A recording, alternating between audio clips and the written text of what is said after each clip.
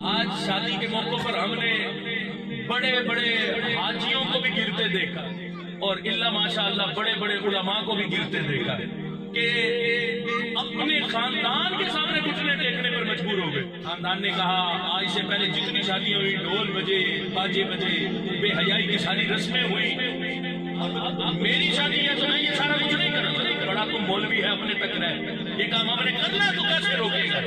آگے عالم دین صاحب بھی انہوں نے بھی کتنے ٹیک دیے۔ اب سوچو ایک نکاح کرنا، اس ایک نکاح سے پہلے نہ جانے کتنی بے حیائیوں کے دروازے ہم کھولتے، ڈھول ہے، گانا ہے، میوزک ہے، عورتوں مردوں کا اختلاط، اکٹھے ناچ اکٹھے گانا ہے، سارا کچھ کرنا ہے۔ پھر جب نکاح کا وقت آئے گا مولوی صاحب دعا کرو اللہ اس نکاح کو قبول فرمائے اور اس میں برکت دے دے، اور برکت کی دعا بھی کب کروانی؟ ڈھول باجے کو زبردستی بند کروانا کہ صبر کر جا تھوڑی دیر، دعا تو کرانے دے۔ کہاں سے برکت پڑے گی؟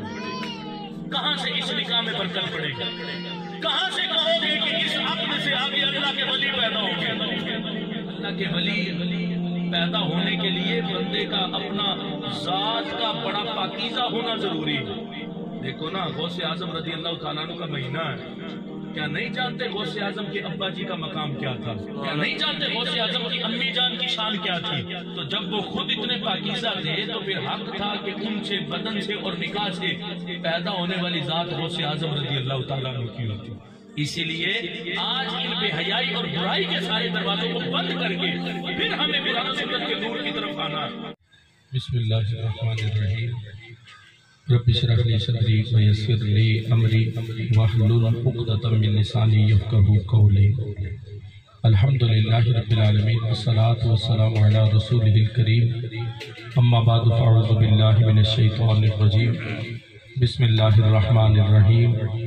لقد کان لکم فی رسول اللہ اسوۃ حسنہ، آمنت باللہ صدق اللہ العظیم۔ ان اللہ وملائکتہ یصلون علی النبی یا ایھا الذین آمنوا صلوا علیہ وسلموا تسلیما۔ صلاۃ والسلام علیک یا سیدی یا رسول اللہ، صلاۃ والسلام علیک یا سیدی یا حبیب اللہ، صلاۃ والسلام علیک یا سیدی یا خاتم النبیین وعلی آلک وصحابک یا سیدی یا خاتم المعصومین۔ مولا صلی وسلم دائما ابدا علی حبیبک خیر الخلق کلہم، منزہ عن شریک فی محاسنہ فجوہر الحسن فیہ غیر منقسم۔ یا اکرم الخلق مالی من الوذ بہ سواک عند حلول الحادث الامم۔ محمد ذکرہ روح لانفسنا، محمد شکرہ فرد علی الامم۔ یا رب صلی وسلم دائما ابدا علی حبیبک خیر الخلق کلہم۔ اللہ تبارک و تعالی جل جلالہ وعم نوالہ واتم برہانہ وعظم شانہ وجل ذکرہ وعز اسمہ کی حمد و ثنا اور حضور سرور کائنات، مفخر موجودات، زینت بزم کائنات، دستگیر جہاں، غم گسار زمان، سید سروران، حامی بے کساں، قائد المرسلین، خاتم النبیین، احمد مجتبی جناب محمد مصطفیٰ صلی اللہ علیہ وسلم کے دربار گوہربار میں ہدیہ درود و سلام عرض کرنے کے بعد رونق محفل استاذ العلماء حضرت علامہ مولانا قاری محمد عبد الرحمن مدنی صاحب زیدہ شرفہ اور دیگر علماء ذی وقار اور نہایت ہی معزز و محتشم سامعین حضرات، رب ذوالجلال کے فضل و توفیق سے ہم اپنے عزیز بھائی محترم المقام حضرت مولانا محمد شاہ زیب عطاری جلالی حافظ اللہ تعالی آپ کی نکاح مسنونہ کے پرمسرت تقریب کے آغاز میں اس عظیم و شان محفل میلاد مصطفیٰ صلی اللہ علیہ وسلم میں شریک ہے۔ بالخصوص آج کا یہ اجتماع اجتماع خاتم المعصومین کے نام سے انعقاد پذیر ہے۔ میری دعا ہے کہ اللہ اس ذکر خیر کی برکت ہمارے اس بھائی کی ازدواجی زندگی میں انہیں عطا فرمائے۔ بالخصوص مبارکباد کے مستحق ہیں ہمارے شاہزیب بھائی کے والد صاحب حاجی محمد اسلم کھوکھر صاحب، رب ذوالجلال انہیں بھی اپنی اولاد کی خوشیاں دیکھنا تا دیر تک نصیب فرمائے، اور بالخصوص جنہوں نے اپنی جگر کی ٹکڑا، اپنی جگر پارا ہمارے شاہزیب بھائی کے نکاح میں دینے کا ارادہ فرمایا ہے۔ میری مراد محترم المقام جناب محمد عبد الخالق صاحب وہ بھی تشریف فرمائے۔ اللہ زوجین کو اس عقد کی برکتیں عطا فرمائے اور رب ذوالجلال ان کو زندگی کی بہاریں دیکھنا نصیب فرمائے۔ اور ہمارے درینہ ساتھی محترم المقام جناب محمد صادق اتاری صاحب آپ بھی تشریف فرما ہیں۔ میں اختصار کے ساتھ چند باتیں عرض کر کے اپنی گفتگو کو ختم کرنا چاہوں گا۔ خوش قسمت ہیں وہ احباب جو نکاح مسنونہ کا آغاز اللہ اور اس کے رسول کے نام سے کرتے ہیں۔ یہ بڑی عظیم سنت ہے نبی پاک صلی اللہ علیہ وسلم کی۔ اس ایک سنت کو ادا کرنے کی برکت سے اللہ بندے کے ایمان کی بھی حفاظت فرماتا ہے اور اللہ بندے کے نفس کو بھی طہارت عطا فرما دیتا ہے۔ یعنی یہ ایک سنت، اس کی برکت اتنی، بندے کے نفس کو بھی رب پاکیزگی عطا فرما دیتا ہے، اور اس عقد کی برکت سے اللہ بندے کے ایمان کو بھی محفوظ فرما دیتا ہے۔ اس کی کئی برکتیں، بندے کی نگاہ میں شرم و حیا آ جاتی، بندے کا دل برائی کی طرف مائل ہونے سے محفوظ ہو جاتا، وہ نفس امارہ جو بندے کو برائی پر ابھارتا ہے، اس نکاح کی برکت سے رب ذوالجلال اس نفس امارہ کی شرارتوں سے انسان کو محفوظ فرما دیتا ہے۔ یعنی اس کی بے شمار برکتیں نکاح کی جو رب ذوالجلال نے عطا فرمائی ہیں۔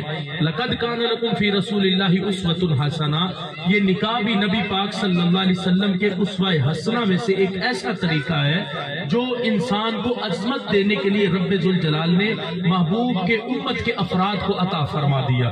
اب دیکھو یہ شادی اور شادی کے بعد بچے ہونا، یہ عمل ایک ہندو کے ہاں بھی ہوتا ہے، لیکن ہندو کے ہاں یہ عمل تو ہوتا ہے لیکن اس کی کوئی برکت اسے نصیب نہیں ہوتی۔ حالانکہ خرچ ان کا بھی ہوتا ہے، بعد میں ان کے ہاں بھی عورتیں بچے جنتی ہیں، درد انہیں بھی ہوتا ہے، تکلیف انہیں بھی ہوتی۔ اگر وہ اس حالت میں مر بھی جائے تو اسے کوئی اجر نہیں ملتا، لیکن یہاں صرف یہ چند بول جو ہے، چند بول جنہیں ایجاب و قبول کہا جاتا ہے، یہ سنت کے چند بول جب زوجین کے درمیان ان کا تبادلہ ہوتا ہے، ایجاب و قبول ہوتا ہے، تو میرا رب ذوالجلال اب وہی فعل جو کچھ لمحے پہلے حرام تھا اور زنا کے ارتکاب میں تھا، ایجاب و قبول اور سنت کو ادا کرنے کی برکت سے رب ذوالجلال نے اس لمحے کی ایک ایک، یعنی اس سارے عمل کی ایک ایک گھڑی میں بڑی برکت عطا فرمائی، اور ہر لمحے کے لیے رب ذوالجلال نے اسے باعث ثواب بنا دیا۔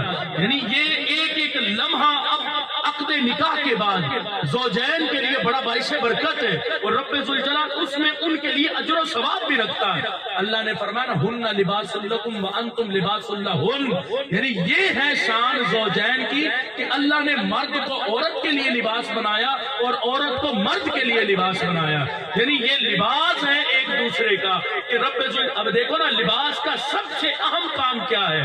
لباس کا، لباس بندے کی شرمگاہ کو ڈھانپ دیتا ہے، تو اللہ نے لباس فرمایا ہے کہ عورت مرد کے لیے، مرد عورت کے لیے، یہ لباس ہے۔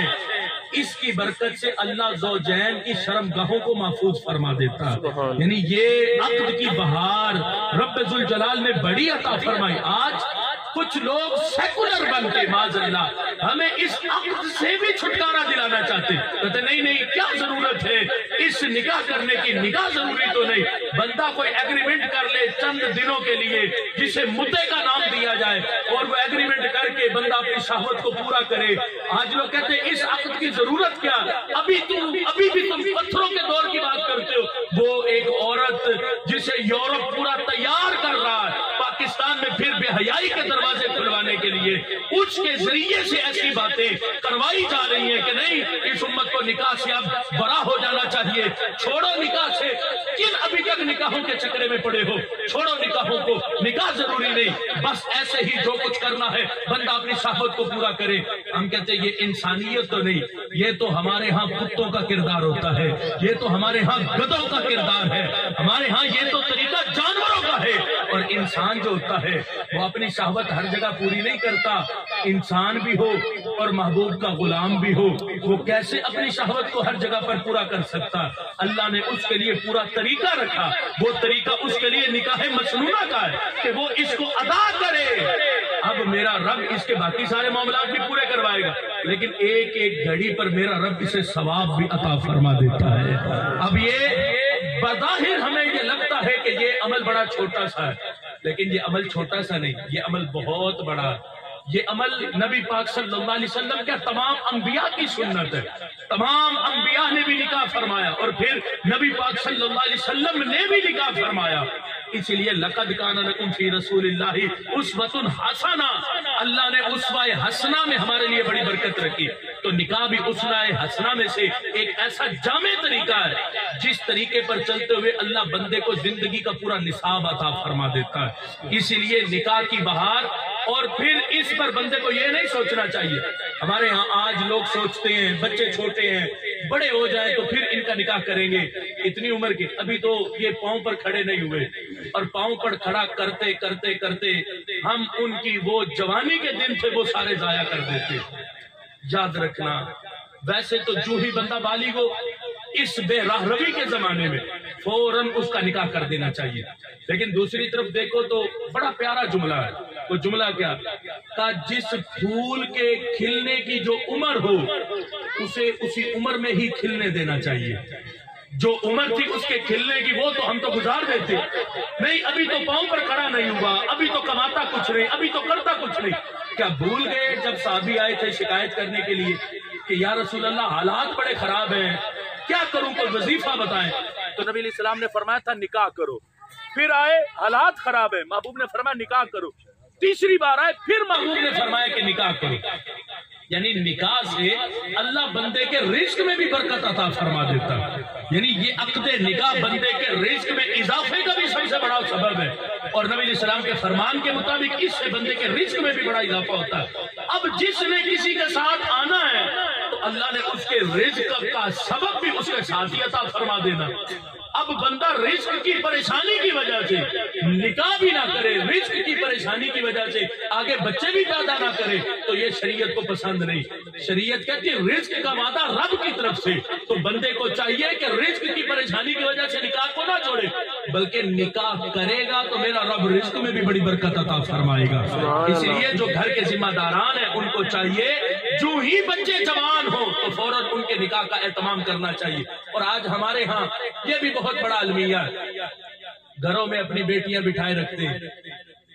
आप शायद आपके देहात में ये माहौल ना हो, हमने शहर के माहौल में बड़ा हाल देखा। कई औरतों को घर में बैठे बैठे सिगरे सिन्नी तक पहुंचते देखा। उम्रें गुजर गई निकाह की, वजह क्या कि कोई रिश्ता आया ही नहीं। रिश्ता आया था तो स्टेटस का नहीं था, और अब स्टेटस को ढूंढते ढूंढते अपना ही स्टेटस खत्म कर बैठा बंदा, और औरत अपनी जिंदगी ही सारी खत्म कर बैठी। अब है क्या, अब से जरा कबल चलो और दौरे नबी सलाम की ज़ाहिरी हयात के अय्याम को देखो तो तुम्हें पता चले कि निकाह का तरीका कार क्या था।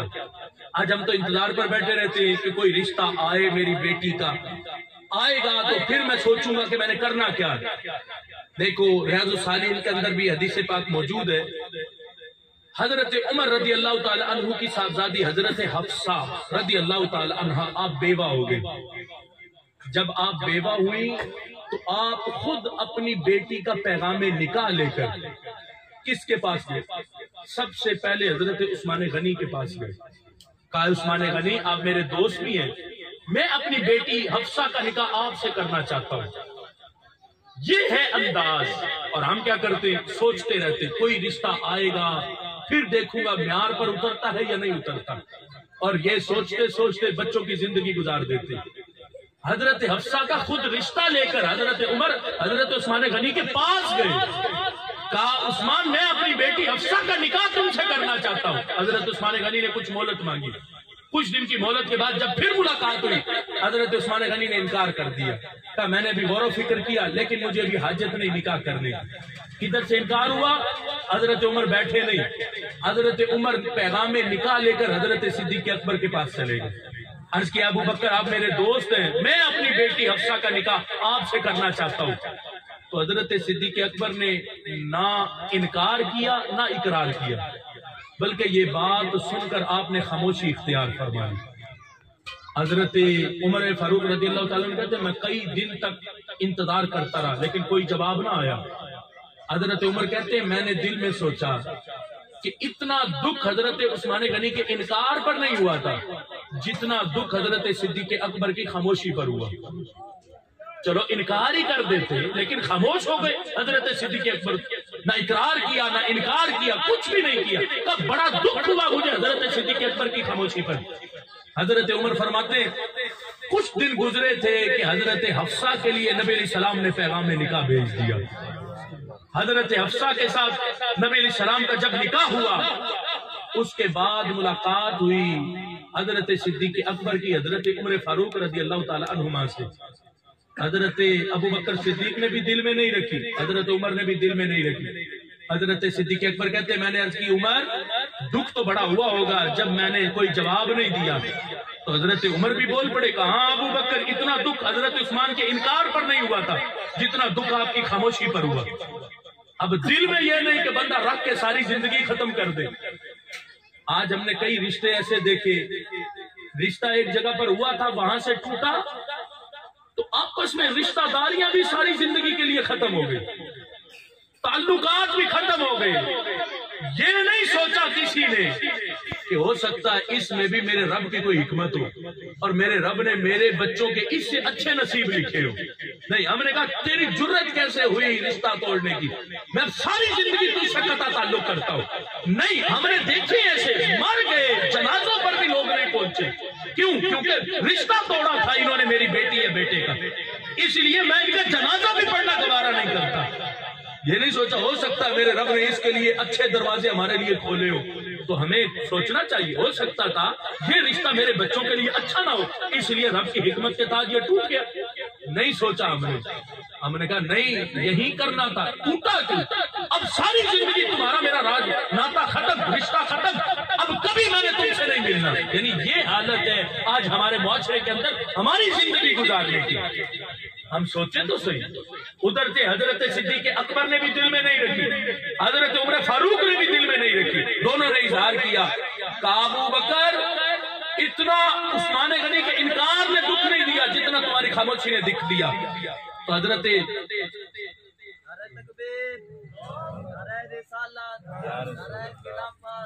تاجدار ختم نبوت لبیک لبیک یا رسول اللہ لبیک لبیک یا رسول اللہ لبیک۔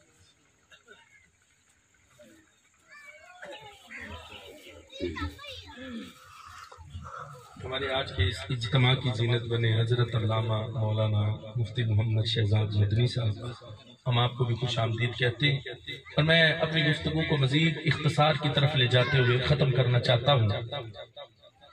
اب یہ تھا انداز رشتے کرنے کا، اور ایک ہمارا انداز انتظار کرتے کرتے کرتے ہم نے اپنی بیٹیوں کو بوڑھا کر دیا، بیٹوں کو بوڑھا کر دیا۔ اور اگر کوئی بیٹی والا باپ کسی کے گھر رشتہ لے کر بھی چلا جائے تو دوسرے والوں کی سوچ کیا ہوتی؟ وہ لوگ کہتے ہیں کہ شاید معاذ اللہ بیٹی ان کے سر پر بوجھ تھی جو رشتہ اٹھا کر ہمارے گھر چلے آئے۔ یہ ہے حالت ہمارے معاشرے کی کہ بوجھ تھی، زبردستی مجھے بیٹی کا رشتہ دینا چاہتے ہیں۔ یہ نہیں سوچا یہ تو صحابہ کی سنت کو ادا کرنے چلا تھا، یہ تو دور صحابہ کی طریقے کو ادا کرنے چلا تھا۔ تو حضرت صدیق اکبر اور حضرت عمر فاروق رضی اللہ تعالیٰ عنہ نے جب یہ باتیں کی تو حضرت صدیق اکبر نے اب اظہار کیا کہ عمر میں نے نہ اقرار کیا نہ انکار کیا، خاموشی کی اختیار کی، کیونکہ نبی پاک صلی اللہ علیہ وسلم نے حضرت حفصہ کے ساتھ نکاح کرنے کے بارے میں میرے ساتھ بات کی تھی، تو میں تمہارے ساتھ وہ بات نہیں کی کیونکہ وہ نبی علیہ السلام کا راز تھا اور میں نبی علیہ السلام کے راز کو فاش نہیں کرنا چاہتا تھا۔ اور کہا انکار کیوں نہیں کیا؟ کہا انکار اس لیے نہیں کیا کہ اگر نبی علیہ السلام قبول نہ فرماتے تو پھر میں تمہاری بیٹی حفصہ سے نکاح کر لیتا. یعنی یہ ہے محبتوں کا انداز. اور آج ہمارے ہاں رشتوں کا انداز کیا ہے، طرز کیا؟ وہ ہم نے معاشرے کے الویہ کو سمجھنا ہے. اس الویات کو ختم کر کے ہم نے معاشرے میں پھر قرآن و سنت کے نور کی روشنی کو داخل کرنا، تاکہ ہمارے بیٹے، ہماری بیٹیاں ہمارے گھروں میں بیٹھے بیٹھے بوڑھے نہ ہو جائیں، ان کی رشتوں کے، شادیوں کے اچھے اسباب پیدا کریں. اور یہ بھی ذہن میں رکھنا، شادی کوئی بوجھ نہیں کہ بندہ سمجھے کہ شادی کو کندھوں پر بوجھ ہے کہ میرے پاس لاکھ روپے ہوگا تو میں شادی کروں گا. کس نے کہا لاکھ روپے کا بوجھ تمہارے کندھوں پر شادی کا؟ شادی ہے کیا؟ علماء سے پوچھو. آج ہمارے ہاں کئی لوگ بڑے جذباتی ہو جاتے ہیں. شادی کے معاملے میں جذباتی بھی نہیں ہونا چاہیے، اور قرآن و سنت کے منافی بھی کوئی جملے زبان سے نہیں نکالنے دینے چاہیے. آج شادی کے موقع پر ہم نے بڑے بڑے حاجیوں کو بھی گرتے دیکھا، اور اللہ ماشاءاللہ بڑے بڑے علماء کو بھی گرتے دیکھا کہ اپنے خاندان کے سامنے گھٹنے ٹیکنے پر مجبور ہو گئے. خاندان نے کہا آج سے پہلے جتنی شادیاں ہوئی، ڈھول بجے، باجے بجے، بے حیائی کی ساری رسمیں ہوئی، اور اب میری شادی ہے تو میں یہ سارا کچھ نہیں کروں. بڑا تم مولوی ہے، اپنے تک رہ، یہ کام ہم نے کرنا ہے تو کیسے روکے گا؟ آگے عالم دین صاحب بھی، انہوں نے بھی کتنے ٹیک دیے. اب سوچو ایک نکاح کرنا، اس ایک نکاح سے پہلے نہ جانے کتنی بے حیائیوں کے دروازے ہم کھولتے ہیں. ڈھول ہے، گانا ہے، میوزک ہے، عورتوں مردوں کا اختلاط ہے، اکٹھے ناچنا ہے، اکٹھے گانا ہے، سارا کچھ کرنا ہے. اور پھر جب نکاح کا وقت آئے گا، مولوی صاحب دعا کرو اللہ اس نکاح کو قبول فرمائے اور اس میں برکت دے دے. اور برکت کی دعا بھی کب کروانی؟ ڈھول باجے کو زبردستی بند کروانا کہ صبر کر جا تھوڑی دیر، دعا تو کرانے دے. کہاں سے برکت پڑے گی؟ کہاں سے اس نکاح میں برکت پڑے گی؟ کہاں سے کہو گے کہ اس عقد سے آگے اللہ کے ولی پیدا ہوں گے؟ اللہ کے ولی پیدا ہونے کے لیے بندے کا اپنا ذات کا بڑا پاکیزہ ہونا ضروری ہے. دیکھو نا، غوث اعظم رضی اللہ تعالیٰ عنہ کا مہینہ ہے. کیا نہیں جانتے غوث اعظم کے ابا جی کا مقام کیا تھا؟ کیا نہیں جانتے غوث اعظم کی امی جان کی شان کیا تھی؟ تو جب وہ خود اتنے پاکیزہ تھے تو پھر حق تھا کہ ان سے، بدن سے اور نکاح سے پیدا ہونے والی ذات غوث اعظم رضی اللہ تعالیٰ عنہ کی ہوتی. اسی لیے آج ان بے حیائی اور برائی کے سارے دروازوں کو بند کر کے پھر ہمیں قرآن و سنت کے نور کی طرف آنا. اور میں تو خراج تحسین پیش کرتا ہوں اور میں کہتا ہوں اللہ کا دیر ہمارے سروں پر سلامت فرمائے. کس کا سایہ؟ حضرت امیر اہل سنت کا سایہ، جن کا طریقہ دیا ہوا شادیوں پر یہ بے حیائی کی رسمیں بند کرا کے محفل میلاد مصطفیٰ صلی اللہ علیہ وسلم کا، جنہوں نے یہ طریقہ دیا، اور آج اہل سنت اسی رستے پر چل رہے. کئی ایسے گھرانوں سے جہاں پہلے ڈھول باجوں کے ساتھ باراتیں جاتی تھی، اب اللہ کے فضل سے سرکار کی نعتیں پڑھتے باراتیں جا رہی ہوتی ہیں. سبحان اللہ. پہلے جاری رہے گا، فیضان اتار جاری رہے گا، مرشدی اتار پر تو اسی لیے شادی کوئی بوجھ نہیں ہے، شادی کو بوجھ نہ سمجھو. نکاح دیا ہے، نکاح حق مہر ہے. حق مہر کتنا سا؟ کم از کم 10 درہم کی مقدار، یہ شرعی حق مہر ہے. کم از کم 10 درہم، 2 تولے 7 ماشے 4 رتی چاندی ہے اس کی قیمت بنتی ہے. یہ شرعی حق مہر ہے جو ادا کر کے بندہ زوجہ سے نکاح کر سکتا ہے.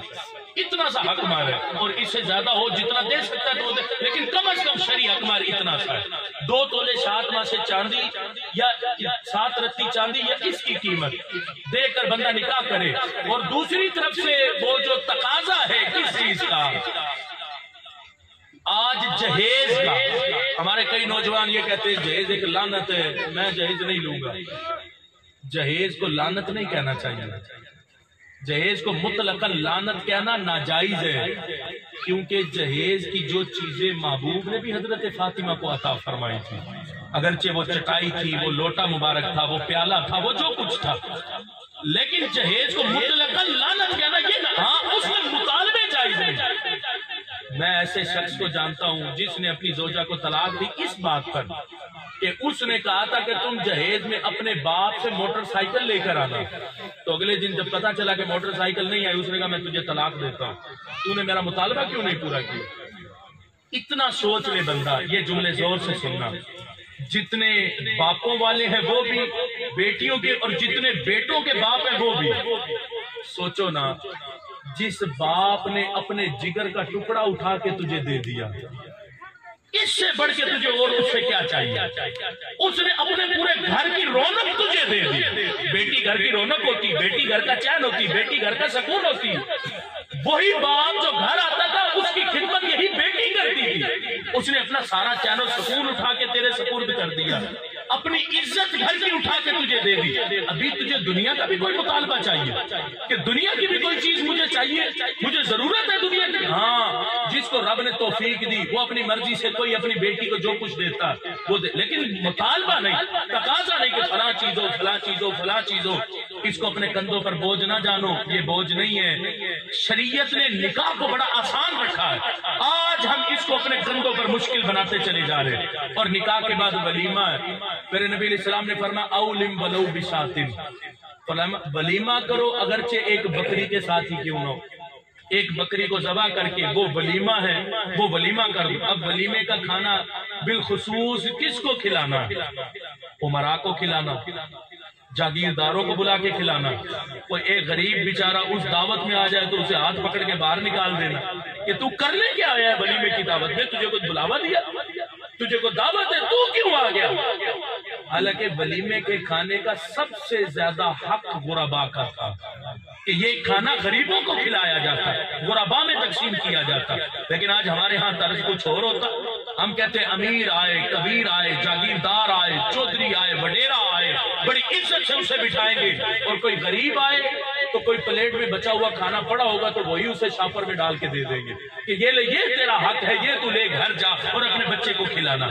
اس طرز کو بدلو، نکاح کو بوجھ نہ سمجھو، نکاح بڑا آسان ہے۔ اس لیے جو جس پھول کے کھلنے کی عمر ہے اسے اسی عمر میں ہی کھلنے دو، اور بچوں کے بالغ ہوتے ہی ان کے نکاح کی طرف متوجہ ہو جاؤ، ان کے نکاح کا اہتمام کرو۔ ورنہ یہ بے راہ روی کا زمانہ، جتنا اس وقت ایمانوں پر حملے بے راہ روی کے ہو رہے ہیں، اور دیکھو یہ جو موبائل ہے ہمارے ہاتھوں کے اندر، اور پھر اس موبائل میں جو انٹرنیٹ لگا ہے، ہم سمجھتے ہیں میرا بچہ تو محفوظ اپنے کمرے میں پڑا ہوا ہے، ایک موبائل ہی تو اس کے ہاتھ میں ہے، لیکن یہ نہیں پتا کہ دنیا کی ہر برائی اس کے اپنے ہاتھ میں ہم نے دے دی اور اسے تنہائی میں چھوڑ دیا کہ تنہا بیٹھ کے جو تو برائی دیکھنا چاہتا ہے دیکھ لے، تجھے کوئی پوچھنے والا نہیں، تو تو بند کمرے میں ہے، تجھے کون دیکھے گا؟ اس لیے خدا را نکاح ایمان کی حفاظت بھی ہے اور نفس کی طہارت بھی ہے۔ جتنی جلدی ہو بندے کو نکاح کر لینا چاہیے، اس سے ایمان کی حفاظت بھی ہوتی اور بندہ انسان کے نفس کو رب طہارت بھی عطا فرما دیتا ہے۔ میرا رب ہمارے شاذیب بھائی کی ازدواجی زندگی کی انہیں بہاریں عطا فرمائے، یہ پھول اپنی نئی زندگی کا آغاز کرنے چلا، رب ذوالجلال اس کی خوشبوؤں سے ان کے پورے گھر کو مہکا دے، اور رب ذوالجلال انہیں اس عقد کے صدقے نیک صالح بے عیب اولاد کا رزق عطا فرمائے۔ اللہ ان کی آنے والی نسلوں میں بھی اور ہماری نسلوں میں بھی اللہ اپنے ولی عطا فرمائے۔ میرا رب میرے یہ چند کلمات اپنی بارگاہ میں قبول فرمائے، ہمیں قرآن و سنت کے نور کی سمجھ عطا فرمائے، اور اپنے اپنے بچوں کی ہمیں جلد از جلد نکاح کے اہتمام کی توفیق عطا فرمائے۔ وآخر دعوانا ان الحمد للہ۔